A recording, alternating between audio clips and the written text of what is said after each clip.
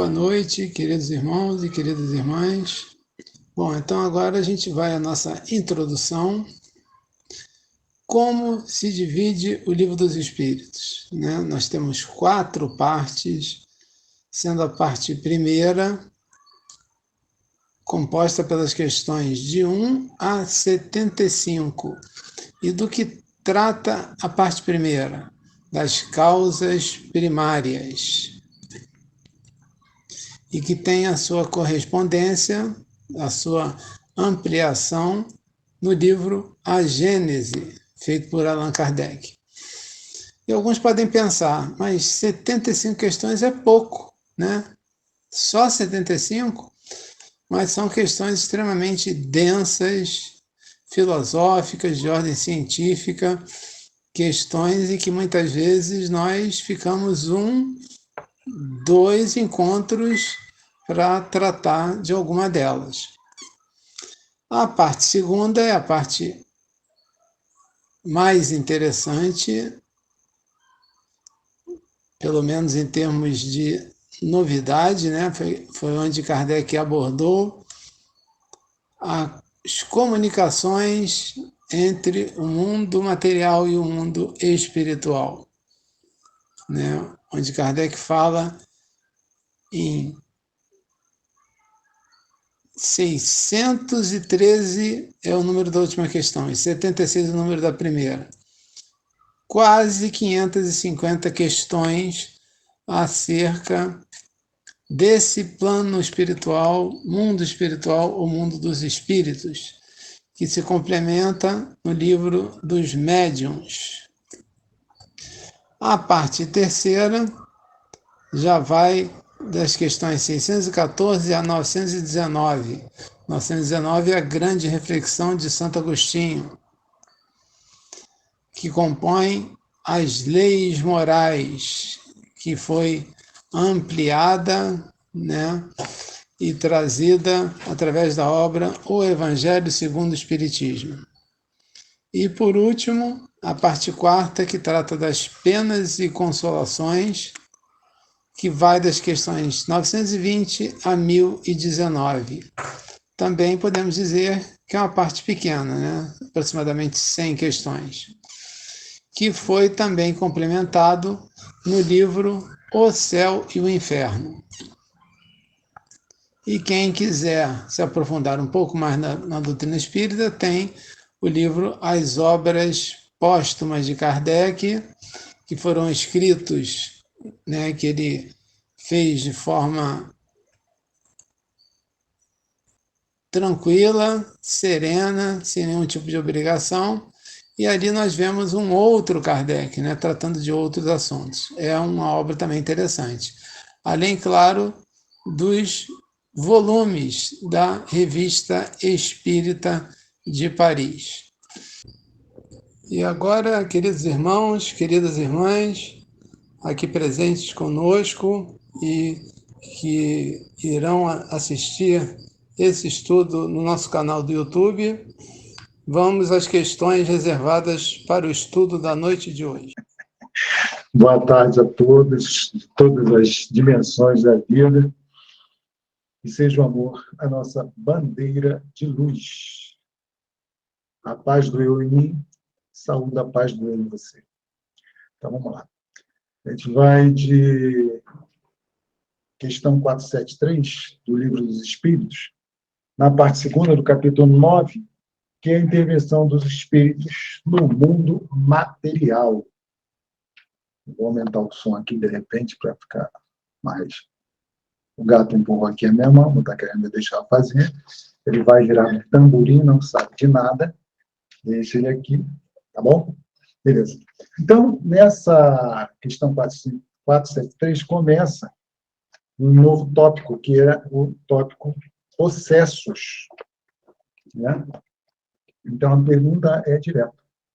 Um espírito pode, momentaneamente, revertir-se do envoltório de uma pessoa viva? Quer dizer, pode introduzir-se em um corpo animado e agir em substituição ao espírito? Bom, ele quer saber se um espírito pode chegar e colocar, entrar na minha casa e me colocar para fora e simplesmente tomar conta de tudo. É isso que ele quer saber.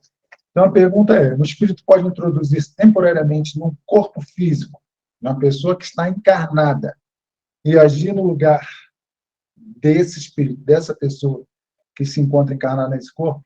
Quer dizer, virou bagunça. Não pode ser assim. Né? Imagina, você está na sua casa, de repente, entra um espírito, acabou, faz... Você está no seu trabalho, entra um espírito. Você está na rua, entra um espírito. Vira bagunça. Então, não pode ser desse jeito. Vamos ver aqui, ó, a resposta. O espírito não entra em um corpo como se entra numa casa. Isso não é possível. Existem leis, existem ordenamentos. Né? Ele se identifica, o que acontece? Ele se identifica com o espírito encarnado que possui os mesmos defeitos e as mesmas qualidades para uma ação conjunta. Então, quando um espírito desencarnado se aproxima de uma pessoa encarnada e tem ali uma ascensão sobre o seu pensamento, controla os seus pensamentos, a sua vontade, isso não acontece de uma hora para outra. Esse processo, essa aproximação, é um processo que já vem de muito, não estabeleceu de uma hora para outra.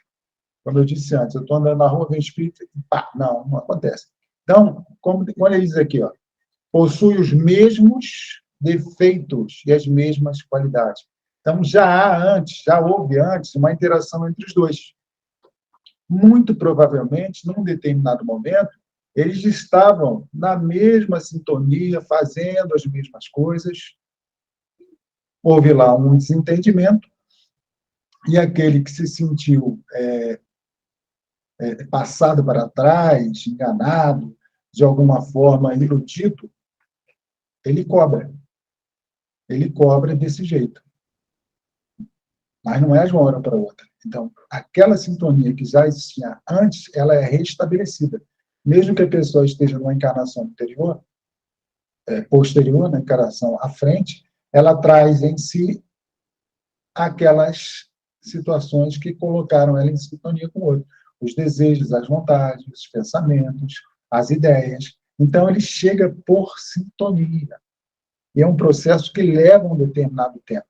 Tem que haver um grau de sintonia para que isso aconteça. E repare uma coisa. Quando você encontra alguém, eu estou andando na rua, vejo o Paulinho à distância. Né? O Paulinho até sumiu da tela agora. Vejo o Paulinho à distância. Então, mesmo à distância, esse sorriso aí que o Paulinho está fazendo, ele me viu, eu faço também. O Paulinho está ali, pô, vou lá dar um abraço no cara. Já há uma sintonia antes. Não é de uma hora para outra. Mais atrás dele, ao lado dele, vem outra pessoa que eu nunca vi. Então, esse sorriso não acontece. Não acontece essa interação. Tá? Então, nesse processo que a gente está falando aqui, já havia antes. Então, quando o suposto perturbador se aproxima, o que vai ser perturbado identifica por sintonia. Os dois se identificam. Então, há uma aproximação. Certo? Não é por acaso. Ninguém é vítima inocente. Isso não acontece. Então, repetindo a resposta aqui. Ó. O espírito não entra em um corpo como se entra numa casa. Ele se identifica com o espírito encarnado, que possui os mesmos defeitos e as mesmas qualidades para uma ação conjunta. Contudo, é sempre o espírito encarnado que age como deseja sobre a matéria de que está revestido. Quer dizer, os movimentos são do encarnado. Um espírito não pode substituir aquele que está encarnado, porque este está ligado ao corpo físico até o tempo estabelecido para o termo da existência material. A gente sabe que nenhum de nós vai sair do corpo físico, vai deixar o corpo físico em definitivo antes da hora. Todas as noites nós dormimos, tem a tal da pequena morte. A gente dorme, deixa o corpo lá, sai pelos desdobramentos do sono, isso já foi falado aqui, já foi estudado, e a gente vai fazer o que tem que fazer de acordo com os nossos interesses, mas nós continuamos ligados ao corpo físico. Uma das formas de se identificar quem está encarnado e quem está desencarnado no mundo espiritual, na obra de André Luiz fala isso, é perceber se há uma ligação ali, se há um cordão, se há um fio, se há alguma coisa que liga àquele espírito. Se há, ele está encarnado. Então, não é possível. As coisas acontecem de acordo com uma lei. Mesmo nesse sentido aqui, mesmo que pareça uma intromissão, né, uma invasão, uma tomada de assalto repentino, não é assim que funciona. Há de haver um encontro antes dessas duas criaturas. Nosso companheiro levantou a mão, vai pedir a palavra. Pois não, senhor. Não, eu pergunto, Marcelo, se fosse citar um defeito, uma falta de virtude, a essa ação corresponde uma energia, certo? E essa energia, como a gente já aprendeu lá quarta-feira, tem um comprimento de onda, tem uma velocidade, tem uma amplitude. E ressonância tem a ver com isso? Eu penso que sim. Ressonância vibratória entre dois espíritos? Uma onda. Sim, continue. Uma onda juntinho com a outra, caminham juntos, né? Exatamente. Essa ressonância pode ser absolutamente positiva e agradável, como o exemplo que eu dei aqui, nós dois nos encontramos na rua, né? E pode ser por uma imposição de cobranças de coisas anteriores que ficaram ali, mal entendidas, não sei qual encarnação, um achando que está certo, o outro também, mas essa aproximação não seria agradável. Antes seria mais uma cobrança. Tá certo? É por aí isso. Quem levantou a mão de novo? Você de novo? Não, sou eu. Boa tarde, Celso, Itamar. Itamar, a voz. Como é que explica isso, se um não pode ocupar, como você explicou aí, como se explica a incorporação na Umbanda? Bom, a incorporação na Umbanda ou em qualquer outra situação, agremiação, casa que trabalha com isso, ela é por aproximação, sabe? Existe uma coisa chamada braço áurico, né? Onde a pessoa está aqui encarnado, está aqui, o espírito chega. Então, há uma aproximação dos seus campos áuricos, tá? Então, tudo que esse aqui sente vai passar para esse daqui, certo? É como se esse daqui controlasse o pensamento e a vontade, tá? Seria nesse sentido que você está falando, né? Tá? Então, ele possui o pensamento, ele controla movimentos, mas o espírito encarnado, do médium, digamos assim, de incorporação, está ali.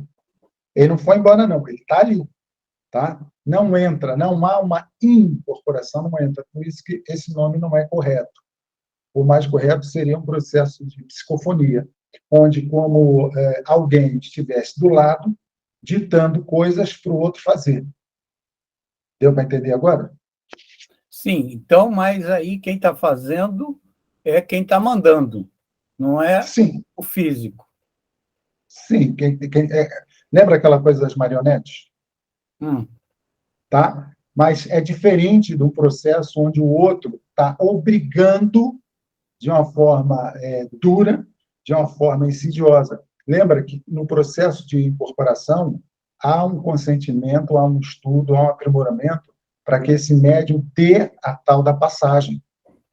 Se esse médium não tiver treinado, se esse médium não tiver afinizado com aquele que vai transmitir, com aquele que vai falar, com aquele que vai fazer aqueles gestos, aquelas danças todas, não acontece. Repare que o médium, quando ele entra na Umbanda, ele fica em estudo.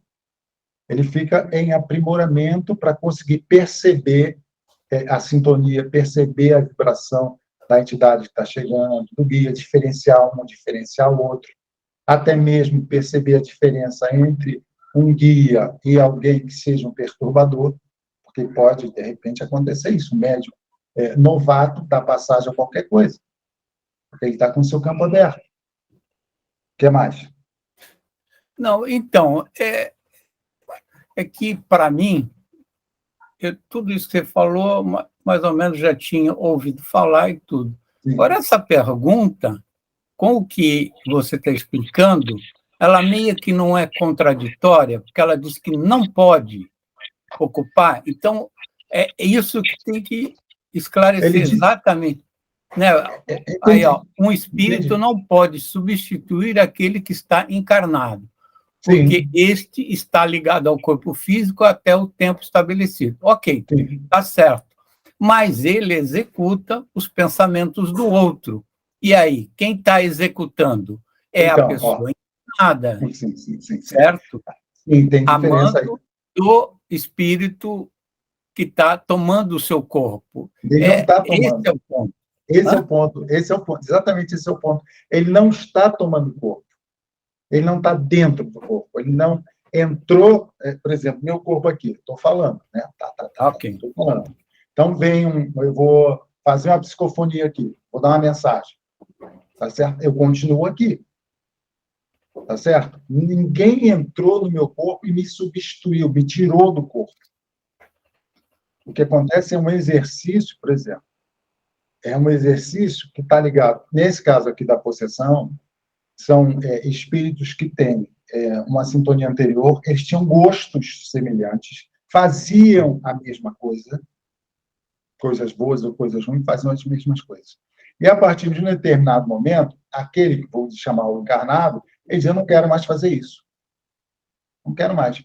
Mas o outro, que tem uma ascendência, digamos que fosse alguém que tivesse uma ascendência, fosse um chefe, um líder, sei lá, um irmão mais velho, alguém que mandasse nele, como aqui a gente tem encarnados, tem a hierarquia dentro de uma empresa, né? A hierarquia dentro de uma instituição militar, às vezes você cumpre ordens que você não quer cumprir, mas você cumpre, né? Essa ordem é dada de forma direta e você exerce aquilo, tá certo? Então, a mesma coisa, semelhante coisa, acontece nesse momento aí, vai falar já, nesse momento aí, tá? Não entra, não invade, não toma posse da casa, atua de forma energética nesse pensamento, nessa vontade que é semelhante. Mas entrar, não entra, não. Ok. Eu acho que é interessante para quem assiste assim, de relance, parece que há contradição. Sim, isso até é falado. Até porque, se você ouve em algumas religiões que dizem o fulano está possuído, né?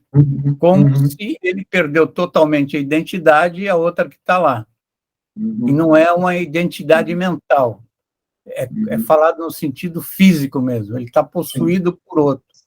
E não pelo aspecto de controle mental. Ele está executando ordem que lhe estão sendo passadas. E esse termo ele é antigo, é anterior à doutrina, né? Está aí na humanidade, nas próprias passagens evangélicas, existem vários momentos em que Jesus expulsa determinadas criaturas, né? Aí vem dali o entendimento de que foi possuído. Tem o jovem possuído que o pai leva, meu filho está possuído, ora cai no fogo, ora cai na água, né? Então, era uma ideia de que alguém de fora tomasse aquele corpo e fizesse com ele o que quisesse, de uma forma abrupta. Vou escolher alguém e pronto. Não é isso. Existe uma sintonia anterior. Não existe a expulsão de alguém de um corpo antes que esse corpo cumpra o seu final, antes que o laço que une esse corpo se extinga. Não tem como. Eu vou até falar mais uma coisa, não sei se, obviamente, você já deve ter ouvido falar do Lobsang Ram, né? A terceira visão, tal, né? Sim. Tem lá umas passagens lá que ele assume um corpo e tal, e tal, e tal, mas existem controvérsias, porque cada cultura entende de um jeito. Tá? Ângela, quem é? Obrigado. Estamos juntos. A gente vai esgotando da melhor maneira possível. Você está me ouvindo, Celso? Sim, sim. Oi, Ângela, tudo bem? Boa noite, prazer, tudo bom? Tudo. Você até desculpe esse questionamento, porque eu tenho um pouquinho só de estudo na Umbanda, muito pouco mesmo, muito pouco. Sim. Eu gosto muito da Umbanda, não do ritual, gosto das entidades e tal. Mas eu conheço pessoas muito próximas a mim que elas incorporam totalmente a ponto de depois não saberem de absolutamente nada do que aconteceu. Isso é que eu não entendo. Não sabem de nada do que aconteceu. Nada. É isso que eu não entendo. O que está acontecendo? A pessoa está mentindo? Ou o que é isso? Porque é uma pessoa confiável. Não está mentindo de forma nenhuma. O afastamento digamos assim, do morador principal da casa, ele vai depender da necessidade que aquele que se aproxima daquela entidade não umbanda, por exemplo, ela precisa ter a integralidade do controle do pensamento, do controle da vontade. Tá? Então, o morador se afasta mais para que ele não influencie. Ah, tá. Certo? E não há necessidade de que ele lembre alguma coisa, porque quem está trabalhando é o outro. Quem tem o controle, quem sabe o que vai fazer, quem sabe o que vai dizer, o recado que vai dar é o outro. Então, ele se afasta, e eu posso até dizer assim, ele vai fazer uma outra coisa. Tá? E quando termina tudo, ele volta, ele não participou daquilo. É como, por exemplo, existe a incorporação mecânica, tá? Chico psicografava com a mão direita de um jeito, com a mão esquerda do outro, e conversava com pessoas. Ao mesmo tempo, ele estava fazendo isso. Porque esse tipo de interação não passava pelo cérebro aqui, vinha direto aqui, ó, na medula, aqui no Era um tipo especial, diferente, verdade. Entende? E estava ali, trabalhando, tranquilo, sem nenhum problema. Tá? É que o tempo é curto para a gente esgotar esses assuntos tão ricos. Era só essa minha dúvida. Eu não gosto de ficar interrompendo, não. Obrigada, não, viu? Não é interromper, não. Toda participação é válida. É que o nosso tempo é curto e a gente não pode se estender muito. Verdade. Tá certo? Tá certo, então, obrigada.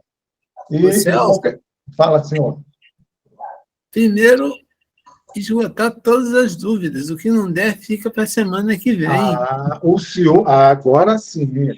O senhor falou que pode. Então... Só não pode passar das 7. Só isso. Tá bom, cara. Tudo certo. Então, vamos lá. Então, a gente esclareceu da melhor maneira possível, né? Para o formato aqui. Tá? Na questão 474, acho que a gente já até deu uma pincelada boa nela, né? Se não há possessão propriamente dita, ou seja, coabitação de dois espíritos no mesmo corpo, a alma pode encontrar-se na dependência de um outro espírito, de maneira de ser subjugada ou deserdada a ponto de ter sua vontade vencida? Resposta direta: sim. Aí são os verdadeiros possessos. Mas saibam que essa dominação não se faz, não se faz jamais sem a conveniência daquele que a sofre. Não existe vítima inocente. Há uma identificação ali anterior, há uma questão energética que une os dois. Um tem o código de barra e o outro tem o leitor do código de barra. O cara identifica, não importa.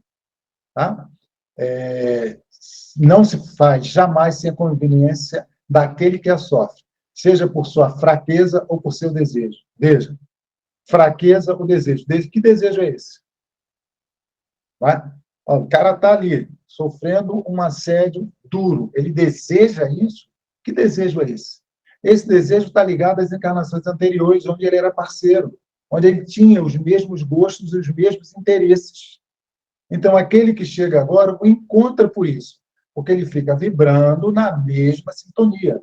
Ele não elevou os seus pensamentos, não fez aquela transformação, aquela reforma. A gente ouviu aqui agora o Carmélio, Carmelo deu vários exemplos ali. Tá certo? Frequentemente se tomam por possesso pessoas portadoras de enfermidades, como epilepsia ou doenças mentais, que necessitam mais da medicina do que do exorcismo. Então, eu posso lembrar aqui do nosso Bezerra de Menezes, no seu livro Loucura sob o Nome Crisma, onde ele coloca que 80% das pessoas que sofrem qualquer tipo de assédio nesse sentido não tem nenhuma dificuldade de formação, de transmissão de dados no seu cérebro. São pessoas que sofrem realmente um assédio externo. 20%, sim, tem lá uma má formação, tem dificuldades, tem tudo. Então, aqui nós teríamos essa questão aqui das portadoras de enfermidades e a epilepsia ou doenças mentais. E a gente tem que ver também o quanto de interferência tem, até mesmo no caso de epilepsia, né? Amigos ou irmãos de caminhada ainda ignorantes, conhecedores de uma verdade que liberta. Vai, Ângela. Ângela, você levantou a mão de novo? Não estou te ouvindo. Desculpa, foi meu gatinho que pisou. Meu gatinho pisou aqui. Eu estou ouvindo. E ele veio por trás do telefone. Gato evangelizado é outra coisa, mesmo. Gato evangelizado é um espetáculo. Os gatos aqui ficam todos em volta ouvindo evangelho, ouvindo palestra, ouvindo tudo. Isso aí. Está próximo do reino elemental. Que esse assunto me interessa muito. Estou te ouvindo muito bem. Tá bom, valeu. Celso, então, fala, Paulinho. Posso dar um testemunho? Sim, senhor. À vontade. Estávamos, um determinado dia, eu e Ari, trabalhando, Maria Malha 54, sem citar nome. Tá. Curso universalista. E uma senhora, lá no 76, começou a xingar, brigar, foi com te dar força, levada para fora. Foi feita uma equipe de emergência, eu e a Ari, e o espírito, no final, disse: eu não faço nada sozinho, eu só pioro o que ela já tem. Beleza, olha aí. Beleza. Porque aí, se fosse do outro jeito, onde fica a lei maior? Não é? Onde fica isso? Não fica. Todo mundo estaria aqui ao léu, solto, sujeito a qualquer coisa. Não é assim. Tem que haver excelente depoimento aí, nosso companheiro. Muito bom. Então, eu fui, já li isso tudo? Não, né? A palavra processo, em sua acepção comum, pressupõe a existência de demônios, quer dizer, de uma categoria de seres de má natureza e a coabitação de um desses seres com a alma no corpo de um indivíduo. Aí vem ela. Visto que não há demônios nesse sentido e que dois espíritos não podem habitar simultaneamente o mesmo corpo, não há possessão segundo a ideia ligada a esse vocábulo, ou seja, uma interferência de qualquer jeito expulsando o dono da casa. A palavra possesso deve ser entendida apenas como uma dependência absoluta em que a alma possa se encontrar em relação aos espíritos imperfeitos que a subjugam. Quer dizer, subjugar é ficar sob a vontade do outro, né? Submetido aos caprichos do outro. Então, vou dar um exemplo aqui. Quantos responsáveis, pais, mães, ou quem quer que esteja nessa função, submete filhos, crianças, né, netos, todos pequenos, são submetidos à vontade superior, controlam isso. certo? Dando um exemplo claro. Você não vai fazer isso, você não vai fazer aquilo, vai tomar banho agora, vai dormir, vai comer. É um controle. Aquela criança está sob o jugo desse adulto. Está controlando tudo, inclusive até os movimentos. Mas a criança não perde a individualidade dela. Fala, Maria Ângela. Pois me lembrei de um detalhe que eu tenho uma dúvida há mais de 40 anos. Eu tinha uma amiga que ela incorporou, por exemplo, nós estávamos aqui agora assim, do nada ela incorporava e caía. Aí o espírito vinha daquele jeito e depois ia embora, ela se balançava toda, que tinha que segurar ela para não se machucar, e ela também não lembrava nada, tá? Mas o que acontece? Aí tem um dia que eu falei para ela assim, você não incorpora mais, não? Aí ela disse assim, eu pedi para não incorporar mais. Como assim? Como assim? Existe uma coisa que é Ela pediu, eu não tive coragem de perguntar onde que ela pediu, mas ela nunca mais incorporou. Isso existe? Existe a suspensão desse processo aí, interrupção. Ela foi pedir então no centro espírita. Eu não sei onde ela pediu, não sabemos o que ela fez, tá? Mas existe esse processo. E isso acontece quando há, digamos ali, um esgotamento da necessidade da pessoa passar por aquilo. Era muito. Porque não havia estudo, não havia isso que nós estamos fazendo. Tá. Então, talvez, naquela época, por falta de estudo, falta de conhecimento, falta de conversa, né, de orientação, o processo dela fosse passar por aquilo ali. De alguma forma, não sabemos se alguém orava, se alguém pedia, não sabemos que processo é esse. Não sabemos como esse espírito que foi, durante um tempo ali, colocando ela numa situação de vexame, de vergonha, não sabemos se havia familiares pedindo, orando, né? Não sabemos. E isso me lembra, por exemplo, Mônica vai falar já, isso me lembra, por exemplo, a história do Divaldo com Máscara de Ferro. Está lá no filme. O Máscara de Ferro ficou 30 anos testando o Divaldo. 30. E, olha, o Divaldo já estava Divaldo, né? Ele falou. Tem situações ali que ele chega a pensar até em desistir de tudo. Qual foi o grande lance?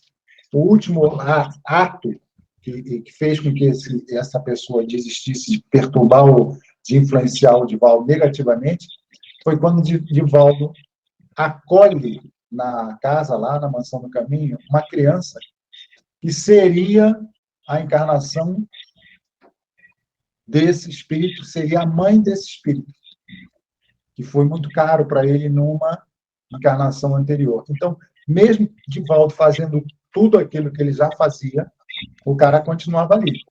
Ele queria mais.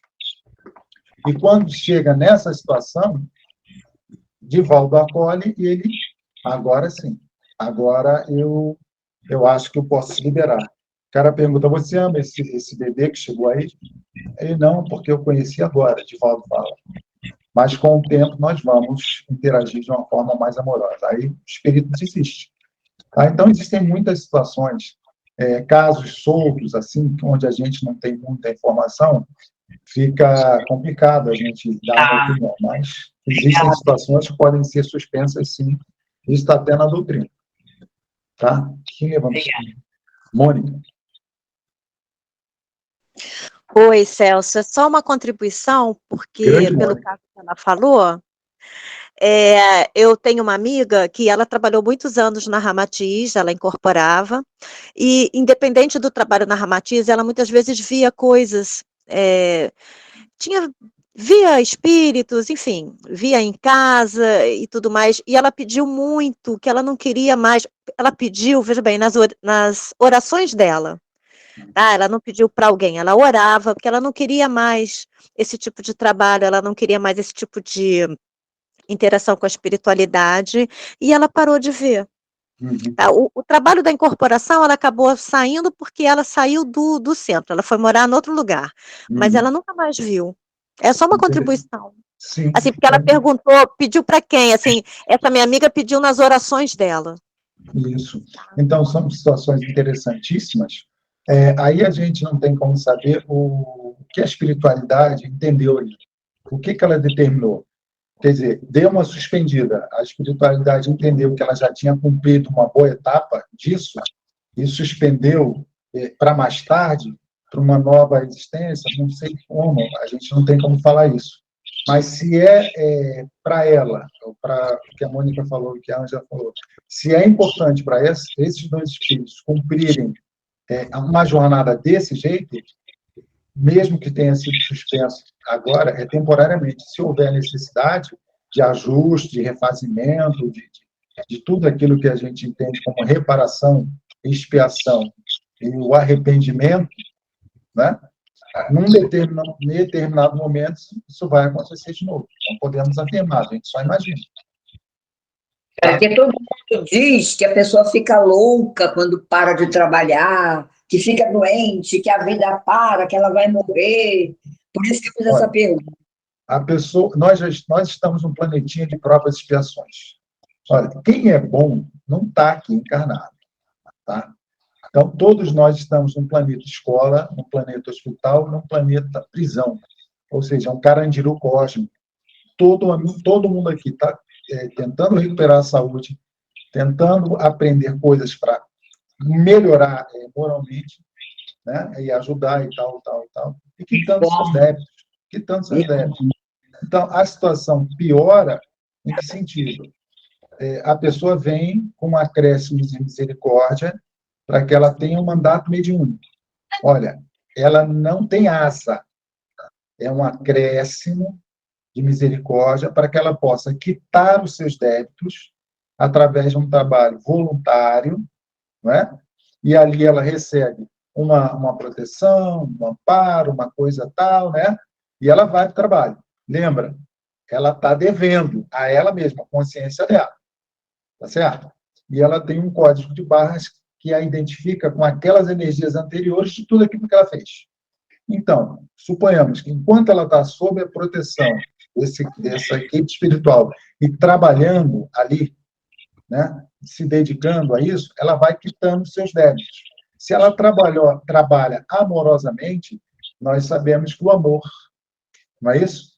Cobre uma multidão de pecados. Então, a cada dia trabalhado, vou trazer um paralelo, né? A cada mês trabalhado é um dia menos na pena. Tá certo? Então, se ela deixa de trabalhar, suponhamos que essa proteção e essa regalia termine. Tá? Então, o que aconteceria? Ela ficaria exposta aos seus ex-companheiros, espiritualmente falando, num sentido menos evoluído, que estão cobrando ali coisas que já vem cobrando há muito tempo. Imagino que seria assim. Tá? Fechou o teu microfone, Ângela. O microfone está fechado. Eu também sinto que seja assim pelo pouco que nós estudamos, né? A gente nem pode dizer, quanto mais a gente estuda, menos a gente sabe. É por isso que a gente tem que continuar estudando, né? Pois é. Não tem jeito, é isso aí. É seguir em frente, tá? Lembrando que a gente está aí se segurando, né, no mesmo barco e vamos remar junto, não tem jeito, tá? Então, vamos a... E aí, Paulinho, eu faço o quê? Continue? Vamos conversar. Bom, em primeiro lugar, né, a gente tem que lembrar que todos somos médiuns, mais ou menos médiuns. E o que é esse mais ou menos? Grau e nível de percepção. Uns têm mais, outros têm menos. Naturalmente. Por quê? Antes de encarnar, aquele que tem uma determinada expiação ou provação a passar, em que ele escolhe vir como médium, promete, ajoelha, eu vou fazer, eu vou ajudar os outros, deixa eu vir médium, pelo amor de Deus. O Celso hoje quase que implorou, não foi, Celso? Nossa, eu não tinha opção, olha só, tem aqui um mandato mediúnico para você. Vai dar Brasil, Rio de Janeiro, tal, né? Eu achando que é o Principado de Mônaco, essa coisa toda assim. Mas você tem essa opção, e a outra opção é, você não vai nem lembrar de quem você é. Eu falei, sim, senhor chefe, eu começo quando? Na hora. É igual o Saulo, né? Quando Jesus apareceu, Saulo, que me persegue. E tem aquele... O que eu faço? Né? Isso. Nos mensageiros, né, do André, você tem ali vários relatos de médiuns que não cumpriram o seu mandato mediúnico como deveriam. Acabaram se perdendo no mundo de provas e expiações, no mundo material, onde os letreiros são luminosos, os desvios, e a ilusão maia acaba tomando conta dos sentidos físicos, e o cara acaba esquecendo de tudo aquilo que ele fez e aprendeu, estudou no mundo espiritual. Né? E tem relatos ali, Norminha sabe estuda, ela lê, ela manda bem isso. Me ajuda aí, tá, Norminha? Relatos de espíritos que estudaram muito no mundo espiritual para encarnar. E chegaram aqui com o tal do véu do esquecimento, mas com amparo. Tá? Tem relato de irmãos que tinham um amparo tão intenso que eles viam os instrutores de nosso lar ali, conversando com eles, mas nem assim os caras conseguiram superar os seus, patrasmente, né, as suas necessidades inferiores no mundo material. Estou errado aí, Norminha? Não. É isso aí. Né, nos mensageiros, não é? Os mensageiros é muito rico, né, de informações. Exatamente. Tem também ação e reação, né, Celso? E outra coisa que a gente tem que lembrar é que ninguém deve nada a Deus. A gente é credor da lei de Deus. Tem que harmonizar com a lei. Não é juiz, não é credor, não tem que ser aquela mesma pessoa que fez aquele determinado ato, porque tem a lei do karma. A lei do karma diz que nós somos uma rede. Então, se não foi com A, vai ser com A1, que tem a mesma vibração daquele A que era necessário para a minha prova, para a minha expiação. Isso, exatamente. Muitas vezes o A já foi, e eu fiquei. Né? E aí, como é que eu vou quitar se o A já foi? Aí tem o A1. Daí o conceito de falange, né? Espíritos com a mesma vibração energética, e ali tanto faz ser um ou ser outro. A vibração, a aprovação, a expiação vai ser a mesma, seja a 1, a 2, a 12, a 20, a 40, a 60. Exatamente assim. Então, vamos que vamos. Vamos lá, então. Vamos para 475, é isso? Tá bom. 4 minutos. Não dá tempo. Eu ouvi uma mensagem chegando via mediúnica aí, falando do tempo. Semana que vem, parte 2. Isso. Hoje está contigo aí, Paulinha Bola. Vai a 475. Pode? Dá tempo? Então tá. 7 Qualquer pessoa pode, por si mesma, afastar os maus espíritos e libertar-se de sua dominação? A gente já comentou pra caramba antes de ler essa questão. Né? Mônica trouxe aí o exemplo da menina que orava e tal. Resposta: pode-se sempre subtrair-se a um jugo quando se tem vontade firme, vontade soberana. Não é? Alguém falou aqui, foi o Carmério. O cara falava apenas da boca para fora, né? Ele dando o exemplo lá. Então, eu quero, mas não quero muito. Sabe? Eu estou ligado a uma situação, mas eu falo, mas, na verdade, eu ainda sinto prazer com aquelas coisas. Mas se essa vontade for soberana, firme, tiver foco e propósito, qualquer pessoa pode, por si mesma, sair do jugo. Obviamente, ela vai precisar de quê? Reformular os seus hábitos, suas atitudes, seus pensamentos, seus gostos. Ela vai ter que virar a chave. Sim, seriamente. Porque, do contrário, é da boca para fora. E aquele que está ali perturbando, né, ele percebe isso nitidamente. Essa pessoa não tem vontade nenhuma, não. Deixa, ela vai lá na casa, toma um passe, quando ela bota o pé na rua, ela já é ela mesma. Entendeu? Vira a primeira esquina, entenda o que eu vou falar. Vira a primeira esquina, já está sentada ali no botequim de novo. É só a gente espera lá. Daqui a pouco ela chega. Então, essa vontade não é firme, não é soberana. Tá? Agora, se tiver com mudança de hábitos, de atitudes, e a tal da renovação íntima, né? A autorrenovação, a reforma íntima, vai conseguir. Tá certo? Acabou? Vamos então, meus queridos irmãos, fechar os nossos olhos, levar os nossos pensamentos a Jesus para agradecermos. Gratidão, Senhor Jesus, Senhor da vida, por essa oportunidade abençoada que tivemos de estarmos aqui reunidos, estudando sobre as verdades que o Consolador prometido por vós nos trouxe. Que nós possamos ser perseverantes, que possamos não apenas estudarmos semanalmente, mas principalmente colocarmos em prática esses ensinamentos, para que possamos fazer valer essa oportunidade abençoada da reencarnação nesse bálsamo chamado vida. Gratidão aos espíritos de luz que estão sempre nos inspirando na realização desses estudos, na proteção também dessa ambiência.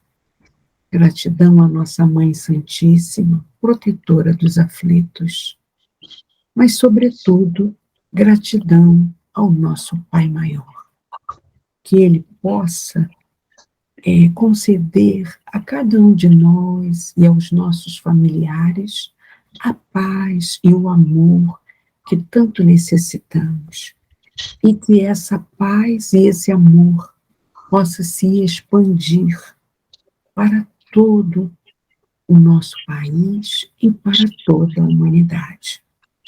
Felizes e agradecidos, nós te pedimos então, Pai amoroso, muita proteção e a devida permissão para encerrarmos o nosso estudo de O Livro dos Espíritos de hoje, dando juntos graças a Deus. Graças.